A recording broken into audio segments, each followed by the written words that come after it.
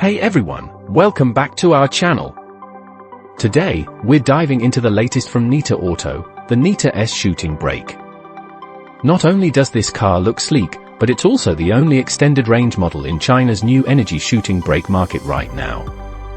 If you love long road trips, this one is for you. The NETA S Shooting Brake officially hit the market on August 25th, with 6 variants to choose from, including 2 extended range models and 4 all-electric ones. Prices range from 159,900 renminbi to 209,900 renminbi. But today, we're lucky enough to be test driving the unreleased extended range 300 Max model. We took it on highways during the National Day holiday travel rush, giving us plenty of time to really experience its intelligent driving features and how it handles on the road. Before we kick off the road trip, let's cover some quick specs. The extended range 300 Max packs a 43.88 kWh ternary lithium battery, giving it a battery-powered range of 300 km and a combined range of up to 1,200 km. Compared to the standard and Pro versions, this one's loaded with smarter driving features. It comes with the NETA AD Max Intelligent Driving Assist System, a 128-line LiDAR unit on the roof, 5mm wave radars, 11 cameras, and 12 ultrasonic radars. In total, it's got 30 sensors to help with driving. Powering all that is the NVIDIA Orin X Smart Driving chip, which already supports the NNP Highway Navigation Assistance function. After testing out its highway driving assist, here's my quick take. The driving style is super smooth and steady. Why do I say that? Let me break down a few key moments. First off, when it comes to avoiding big trucks, this car's performance is seriously impressive. I could feel it subtly shifting away from larger vehicles as we passed, and it even sped up a little during the overtake. The whole process felt seamless and reliable. When we were approaching an exit ramp, the system started planning over 2 kilometers in advance, trying to merge into the middle lane. Overall, it did a pretty good job, though I did notice it crossed the lane lines a bit after getting onto the ramp. In more complex situations, like needing to switch lanes multiple times to exit, the system definitely tried to get ahead by signaling early. But when it came time to actually change lanes, it hesitated a bit. One thing that really stood out to me is how the NNP system handles lane changes and overtakes. When there's plenty of space in the lane, it confidently accelerates, sometimes even better than a lot of human drivers. But as soon as traffic picks up, even if there's enough room and speed for a safe lane change, it tends to hold off, preferring to stay in the lane and wait for more space. This is probably because the algorithm puts a big emphasis on safety, which explains the extra caution.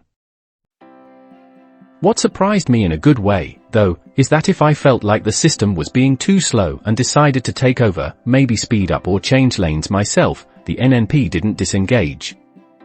Once I was done, it smoothly took control again, no problem. That continuity made the whole experience much more pleasant.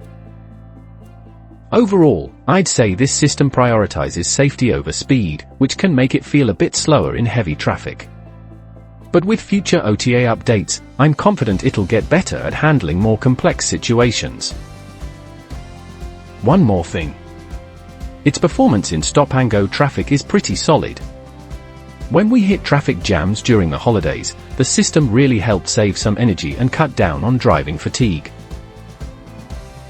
Alright, let's dive into how the vehicle actually feels on the road. This model comes standard with a double wishbone front and 5-link rear independent suspension across the board. And since it's a shooting brake, the ground clearance is 18mm higher than the sedan version. 154mm when unloaded and 133mm fully loaded, making it much better suited for rougher country roads. The mid to high-tier versions also come with these slick 20-inch aluminum alloy sport wheels. When the car is moving, the wheels spin in a way that looks like a lotus flower in motion. Pretty cool, right? For this test drive, we got a mix of highway and city driving. On the highway, the car's stance felt super stable, giving you plenty of confidence when accelerating or switching lanes. The suspension is also pretty flexible, so while you still feel the road a bit, it keeps things comfy inside. When driving in the city, it started raining, and even on the wet roads, the car handled starting and accelerating smoothly. No slipping, and the power delivery was steady, even when I pushed the speed a little higher. When we went over small speed bumps or road seams, the suspension filtered out most of the bumps, so the ride stayed smooth. Compared to the sedan version, the Shooting Brake has a smaller turning radius, making U-turns in the city a breeze. Now, once you sit inside, you'll notice that the layout of the cabin is similar to the current NETA S and NETA GT.